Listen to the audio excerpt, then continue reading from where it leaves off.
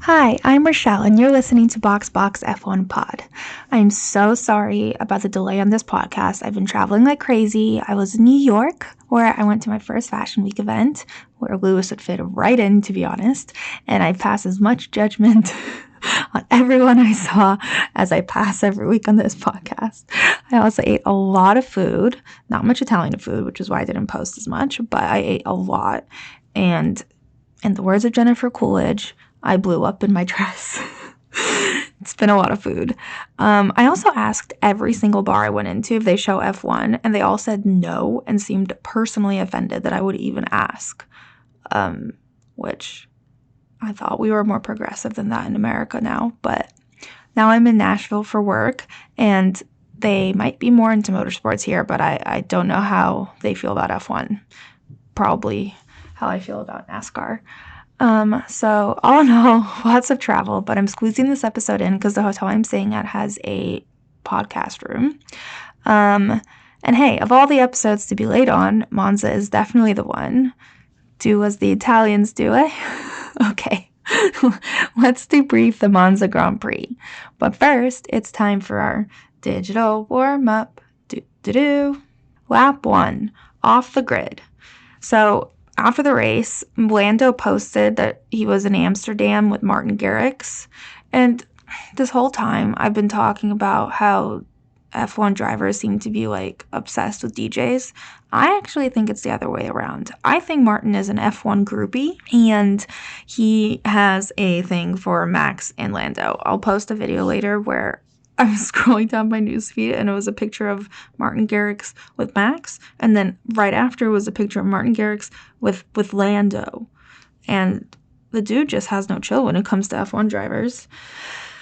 Anyway, in other news, a Ferrari truck transporting all of the F1 stuff broke down in the middle of the road on the way to Monza, which just, I think, might be the most Ferrari thing to ever happen. It's just a man on the side of the road trying to fix the bus, and it's just takes about as long as their pit stops usually do, to be honest.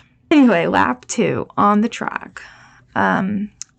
Queen Elizabeth has passed away, and considering F1's history in the UK, and the Queen actually attended the very first Grand Prix in Silverstone, 1950 something. F1 obviously had to pay a pretty big tribute to her. So before FP1 on Friday, they did a moment of silence, and everyone posted. The whole team was standing like quietly, taking a moment for her, and a lot of the drivers posted about the Queen and what she meant to her. Lewis actually has met the Queen, and has spent time with her, so his response probably meant the most. Although George for sure sounds like he spends time with the Queen and dresses like it. Anyway, I cried when I heard about it. It was really sad, but anyway, Alex Albon got appendicitis. So it was announced like on Friday that he wasn't going to be able to compete this weekend, and he posted a very cute, very Alex Albany post on Instagram. He wrote, appendicitis surgery and no racing isn't what I was expecting this weekend. Negatives, missing out on looks like a strong weekend for us. Also, pain. Positives, weight reduction for Singapore and cool scars, which is the most Alex thing he could have done about the situation. Unfortunately, a couple days ago, Williams posted an update that the surgery went super successfully, but he had post-op complications and was transferred to the ICU for respiratory failure. But he's out of the ICU now and is making a full recovery, and this update ends with, and plans to race in Singapore. Why on earth would you race in Singapore? Also, considering the fact that you've already secured your contract and clearly Nick's doing just fine and you're not letting the team down, why not just take a break and recover from appendicitis? I wouldn't even step outside, let alone travel to a different country, sit in a race car, go 220 miles an hour. I'd be dead. So, especially after respiratory complications, because Singapore is so exhausting and they breathe so hard because it's so hot there. Don't know how that's going to work. I don't even know if the doctors are going to let him, but we haven't heard anything since, but hopefully he's making a speedy recovery and he will at least be fine for Singapore whether or not he competes. Also, I did get a box inbox asking this, and it was, why is Nyck filling in for Alex and not a Williams reserve driver? And the answer is actually quite simple. Jack was out of town, and every other option was also out of town, and Nyck was straight up the only option, like, logistically. Because Nyck was also there driving for Aston Martin for FP1. So he was for sure available, and as a Mercedes reserve driver, I guess that makes him a backup Williams driver. And gotta say, I'm pretty sure Williams is super happy that it was Nyck in the car, not anyone else. Okay, so let's talk about press conferences super quickly. First of all, Seb's face. He shaved off his grubby little beard and just has a mustache. And the moderator was like, "Is there a story behind the mustache?" And Seb just went, "No, I got bored." Which is a very Seb thing to say. Also, the moderator was really woke up and chose violence today. He tried to get Kevin to shit on Mick over and over again and say who he'd rather have in the car, and isn't it true that because other drivers is slow and basically sucks, so that's why they need a replacement? And Kevin's like, it's above my pay grade. I don't know. He also tried to get Charles to shit on the yellow, which in retrospect Charles should have done because the yellow sucks. But Charles was like, "Yeah, it's great for one race. I'm enjoying it. Let's hope it's for one race." Also, Charles was asked about the Tifosi gathering outside and everything. And Charles is like, "Oh, it's amazing. I'm sure all the drivers get it, but particular when you drive for Ferrari, the Tifosi really come out in strides and they're just hanging outside the hotel room and it's hard to get through and it's just amazing to get all the support." And Seb just goes, "Yeah, I never had a problem leaving the hotel. Maybe it's just Charles' good looks that make him so popular." Which Charles, I straight up blushed. He was blushing and giggling. No one else seemed to react. Nicholas Latifi did a little side eye and a small smile. Kevin just stared straight ahead, boring into the moderator, not saying a word. I thought it was funny. They could have laughed. Maybe they're jealous of Charles' good looks. I think everyone is, to be honest, but it was a funny joke, Seb. Also, Yuki was asked about all the conspiracy theories following his DNF last week, and Yuki said, "First, I don't want to know. I don't care. I want to ask how your brain is created, what your brain looks like. Scan the MRI and see what's wrong. It's funny how they create a story. Red Bull Racing and AlphaTauri are completely different teams. We're in Italy, they're in the UK. We compete in completely different fields." Which I think is fair enough.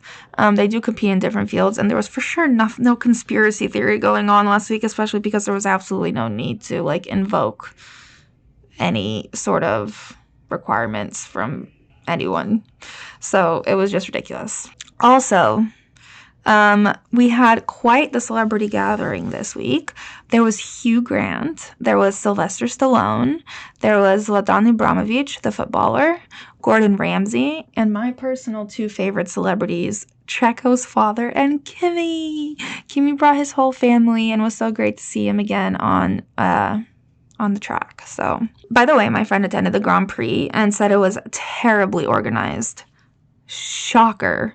Who knew the Italians were bad at organization and strategy and logistics? Who knew? It is sad, though, that people paid a bunch of money and came all excited. And not only was it terribly organized, they also had to watch a race end on a safety car. All right, lap 3, outfit of the day. Again, as per usual, Lewis and Guan Yu brought it. They both looked great, but I really have to, once again, shout out our dark horse, the, unsuspecting fashionista of the group, George Russell. He rocked up in the most absurdly posh outfit I've ever seen. white slacks, navy blazer with a red pocket scarf, and a blue, like, almost denim-y shirt underneath that was unbuttoned, several buttons, and all, like, fitted perfectly, all great. And Carmen, man, like, she wore these, like, beige oversized slacks and a beige bandeau crop top, and on top was, like, this oversized gray blazer. And again, they, like, subtly match. They match in, like, their vibes, and it's just, like, and it's just so ridiculous because George is dressed like he's going to Cannes or, like, the Queen's Garden Party or something, but somehow it works, and them together is just, like, a powerhouse. I also feel like George has, like, always kind of dressed preppy and always had, like, the white pants and the button-ups, but it's on another level, like, right now. I don't know if the actual clothes is updated. I don't know if it's the confidence at how he's performing in the Mercedes, or that he's growing up, or that he's, like, on a real team, I guess. But he's, like, rocking the concrete red carpet these days. So major props to George and Carmen for slaying it for the second week in a row. All right, well, that concludes our digital warm-up. On to the race rhyme. Pizza, pasta, we're racing in Monza. By the way, it's a prestigious holiday, Ferrari's 75th birthday, so naturally they're dressed in a bright yellow display. Italy's all like, we're just a Tifosi standing in front of a Mattia, asking him not to fuck us. And Mattia's like, what do you mean? We're really, really good. What's with all the fuss? To the delight of the Tifosi and every important man in Italy breathing down Mattia's neck, Charles pulls pole. Step 1, check. A bunch of grid penalties caused so much confusion that Pierre tweets, where am I starting? What's the conclusion? So when the race starts, Max is all the way back in P7 like a peasant, but by lap 2, he's in the podium points like, present. Also, who's that in the Williams? Surprise, it's Nyck de Vries, having the time and the race of his life, like, wee! The real drama starts in lap 47 when Daniel's engine dies and goes to heaven. Everyone's like, where's the safety car though? And are we just going to safety dance for 10 laps? What a show. Once the safety car finally comes out in lap 51, the FIA still haven't made a choice, and then the race is just done. Max reacts to this race like any other race. Is it so easy he always feels like he's going safety car pace? Charles is sad, but the Tifosi don't give a crap. They boo Max and cheer Charles like he's their number one chap. You know who's not my number one chap? The FIA. They need to get their shit together. No cap. That's it for the Temple of Speed. Let's hope Singapore ends with more speed indeed. Okay, so on to analysis. First up, qualifying was relatively straightforward. Charles got pole and Tifosi was down for it. The commentator said it was Charles Leclerc. It was always going to be Charles Leclerc, which is a bit of a stretch, but sure. The end results for qualifying were Charles in first, followed by Max, Carlos, Checo, Lewis, George, Lando, Daniel, Pierre, and Fernando. Unfortunately, or fortunately for some of the grid, there were a lot of penalties, which completely changed the order and made a huge impact on the starting grid. Max... I'm going to try to explain these because they're bizarre. Max lost 5 places because he replaced the internal combustion engine, and the second breach after you've reached your limit is a 5-place penalty, whereas the first one is a 10 grid place penalty. Esteban had the same. Checo also had his first combustion engine change and also got a new gearbox because he hasn't exceeded the limit for gearboxes. He's fine. Bottas got a full new power unit, which is 15 spaces. Kevin got several new power unit parts, which also add up to 15. Mick got 10 for a new gearbox outside the limit and 5 places for a second internal engine change, which is 15. Carlos got a back of the grid. He got a 25-place grid drop, which there aren't even 25 places on the grid, but okay. 15 places for the internal combustion engine, as well as gearbox components, and the gearbox components is worth 10. Lewis also got a back of the grid penalty because he got a new power unit. And Yuki got a back of the grid penalty, but not because of other stuff, but because he's grounded. He's had 5 reprimands, 4 of which were for driving offenses, and he got so for Monza, he got a 10-place penalty. And so his team decided, if he's starting there, why not start at the very back? And so they decided to use this opportunity to give him some new engine changes, which puts him at the back of the grid. And it was funny, Pierre tweeted, Can someone tell me in which position I will start tomorrow's race? And some girl responded missionary, and Pierre screenshotted it and shared it in his Monza dump. Pierre, cannot be stopped when it comes to social. By the way, I'm recording wearing a Liked by Pierre Gasly shirt, which feels appropriate for this story. Anyways, so the starting grid is Charles in first, George in second, Lando, Daniel, Gasly, Fernando, Max, Nyck, Guan Yu, Latifi, Seb, Lance, who is the lowest driver without a penalty, then Checo, Esteban, Valtteri, Kevin, Mick, Carlos, Lewis, and Yuki. All right, let's dig into the race. First up, the start. It was great for everyone, really. Charles did super well, but George did even better, and they actually had kind of a battle. They were side by side for a bit until George went off track and ended up behind Charles. By the way, the commentator referred to Charles as the Ferrari darling this weekend. What's Carlos, the next door neighbor? There was also an incident with Kevin Magnussen in the first lap that kind of felt like he got hit. At least that's how it looked to me, but it ended up earning him a 5-second penalty. All right, so I know we talked about the start, but in general, I kind of found this race boring. I don't know if it's because all this shit that happened. And I guess what everyone wants to talk about anyway is the end. So I want to get to the good part, but I do want to highlight some of my favorite moments rather than going consecutively. I'm just going to highlight some of my favorite performances or moments that happened. First up, Max. He started in P7 and made it to P3 by the beginning of lap 2. By lap 5, he'd already overtaken George into P2. Which, I feel like we should be used to this by now, but I'm just not. It's amazing every time. And, I mean, once Charles did that pit stop, which we'll talk about in a second, it was Max was homebound. There was no stopping him. So, again, just want to shout out Max for being really, really, really good at his job. All right, let's talk about Ferrari's strategy and the virtual safety car.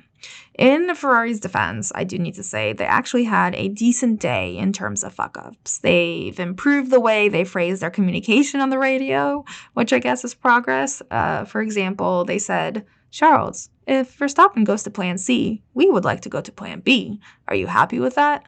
And then Charles went, I'm happy to do that. And the engineer goes, copy. Which, to be fair, is better than statement followed by a question. Mattia has defended this approach because he says they want the driver's POV as well, which is fine. I think that's important. But, no one else brainstorms with their drivers quite as much.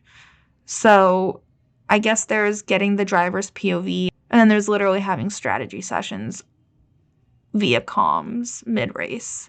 So, anyway, one of the controversial moments, and this is really partially a fate thing rather than a specific Ferrari thing, but it was the choices they made during the virtual safety car caused by Seb's DNF. He had an engine failure. So Charles' engineer immediately gets on and says, what do you think about boxing for plan A? And Charles responds, it'll be tight, but it's probably the best solution here. So Charles comes in. I'm gonna say, the pit crew looks like fucking minions. They look like a bunch of little minions, and they're all running about trying to fix this, and it looks absolutely ridiculous. And at the same time, George had been planning to come in, but then he decided to stay out, and so did Max.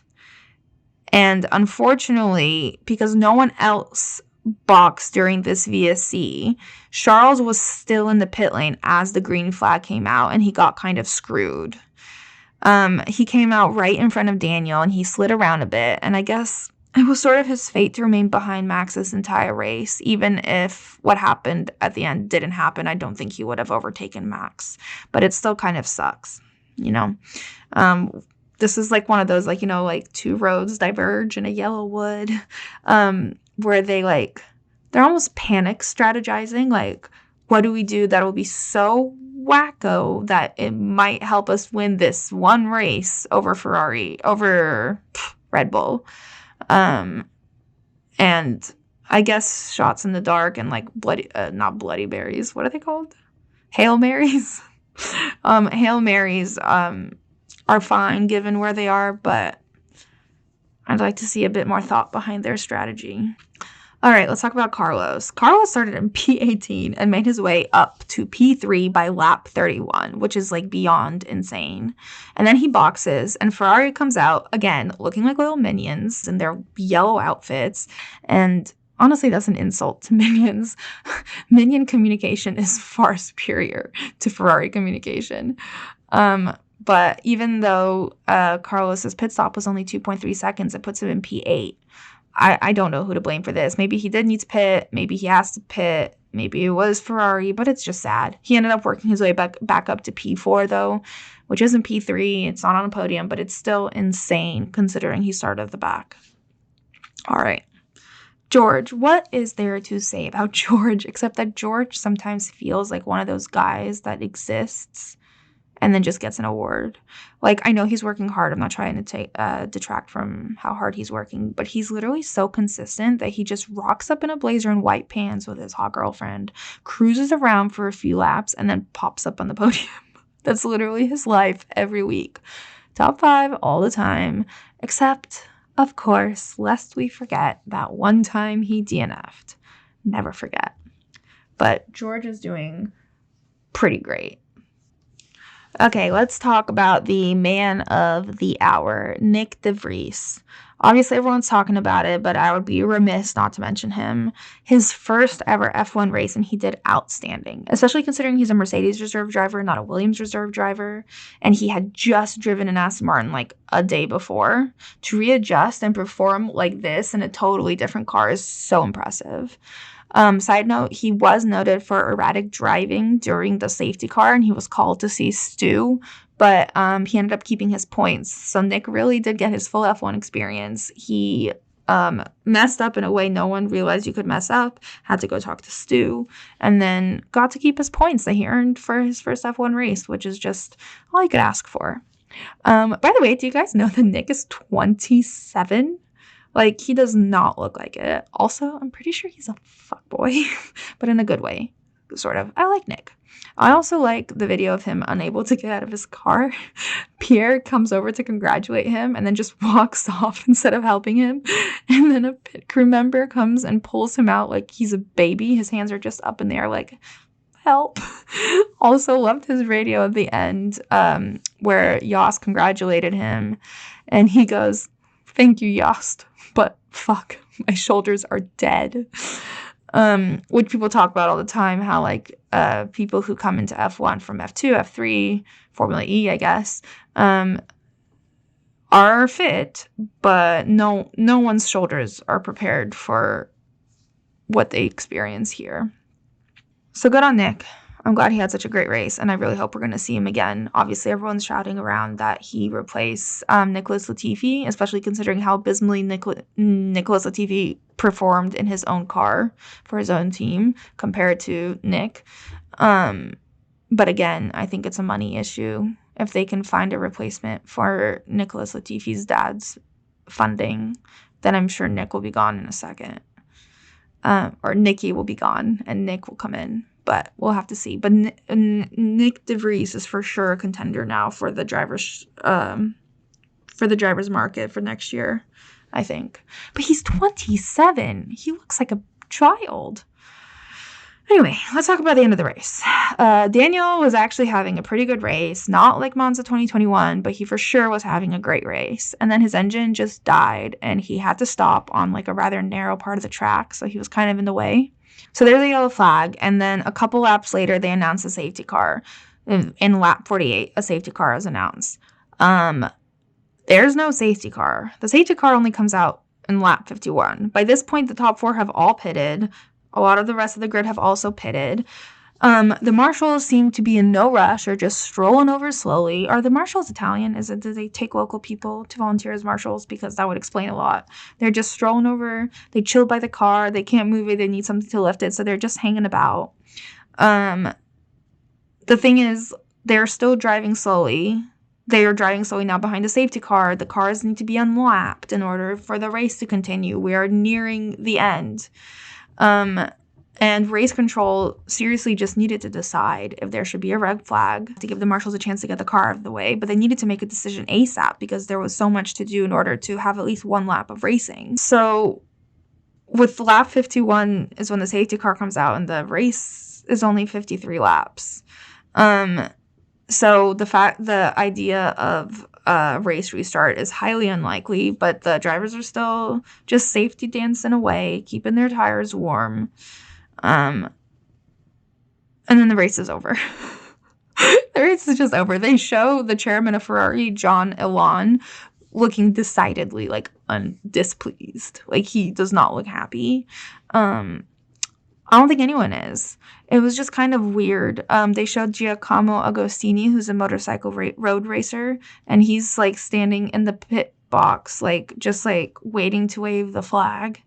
And he didn't even realize the race was over. People had to nudge him, be like, "Oh, you can wave it now."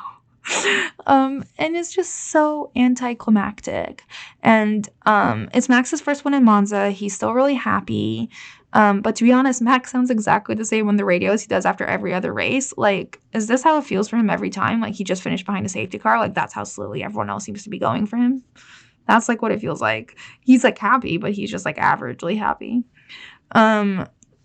Anyway, so this call, or lack of a call, has caused a lot of controversy, particularly regarding the similarities between Abu Dhabi and this race. Of course, this is a little different. The stakes aren't quite as high. Half the world isn't watching, but it definitely begs the question of, like, what kind of balance F1 hopes to achieve between sport and entertainment. People seem to, like, really aggressively fall into two separate camps here. Some people argue that, like, other sports also have anticlimactic wins, like draws, but, like, personally, I don't think you can really compare a football match ending in a tie. Like, they're still playing until the very end. Here, they're, like, going slower than a road car, so it's kind of lame. Like, they're not actually racing. It's like if football players just stood around for the last 10 minutes of a game and didn't do anything. But then there's the people who say that we watch to be entertained, and that people paid a bunch of money to come to Monza, and that people are tuning in, and, like, all this stuff, and, like, people need to be entertained. Like, you need to find a balance. And, like, my personal opinion is that there needs to be, like, an alternative solution to all this, like something in between a red flag and a safety car, because the way this ended was weird. Like, imagine if Abu Dhabi ended like this. No matter what you think of it, it would have kind of sucked. But, like, this wasn't even racing, and I don't know what the solution is, but it's not Abu Dhabi, and it's not this. Anyway, sound off. Let me know what you guys think, because it is a very controversial opinion, and it kind of sucks for it to end like this, but you also want to, like, respect the rules. So maybe we need to adjust the rules. I just don't know how. So let's first talk about the stat corner and the most absurd stat share today with us. 1974 was the last time someone won from 7th at Monza. Who cares? They immediately said after that people have won from further behind, like Pierre Gasly, which is a far more impressive statistic, but great. Someone else has won from 7th, and it was in 1974. Max is in great company. Also, I'd love to highlight this conspiracy theory because I love conspiracy theories, and I would like to perpetuate every single one if I could. But there has not been a Monza winner that has finished the race the year after their win since 2019. Charles won in 2019 but DNF'd in 2020. Pierre won in 2020 but DNF'd in 2021. Daniel won in 2021 and has now DNF'd in 2022. So what's going to happen to Max next year? Who knows? By the way, something no one else has pointed out in this Monza curse is that, has anyone noticed where the curse stems from? Charles. Charles was the first person to win and DNF in the following year because all roads lead back to the Monegasque curse. It's alive and well, and poor Charles just can't escape it. If Max DNFs next year, we'll know. There's a Monegasque witch we need to hunt down.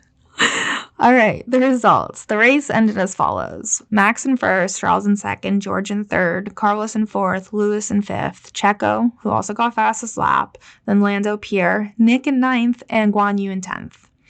The driver of the day was officially Nyck de Vries, which I think is well warranted and amazing. He didn't even know what it was called, by the way. He said later in an interview, he was like, it was so nice to get that thing, the driver thing that they get, you know? What's it called? So definitely fresh to this. Unofficially, my personal picks for driver of the day are Carlos and Lewis. Carlos went from P18 to P4, and Lewis went from P19 to P5, and had a pretty great overtake over Fernando. So wild scenes from both, and both definitely deserve to be acknowledged. Dick in the box. My dick in the box is Stu. The race directors, the FIA, whoever was responsible for deploying the safety car so slowly and then taking so long to make a decision about whether they'd restart or not, that the race was over before they could make a choice.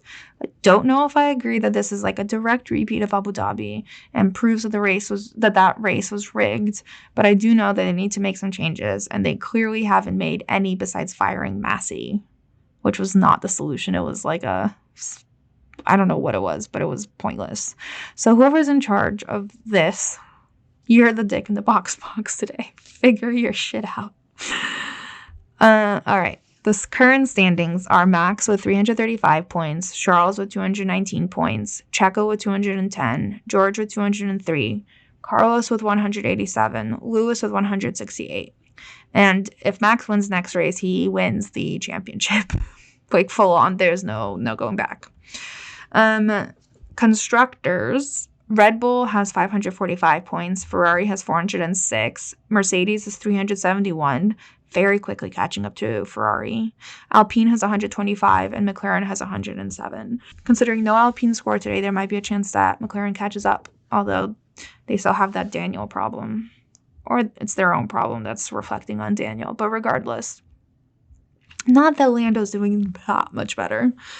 Anyway, that's it for the Italian Grand Prix. Next up is the Singapore Grand Prix, which I'm so excited we get to finally experience, and I'm so excited to cook for the Singapore Grand Prix. I literally can't wait. I promise to be on time next race. As always, please reach out with any thoughts or questions or topic suggestions, and make sure you follow along on social media and share the podcast with any of your F1 friends or potential F1 friends. The more boxes, the merrier. So until Singapore, box.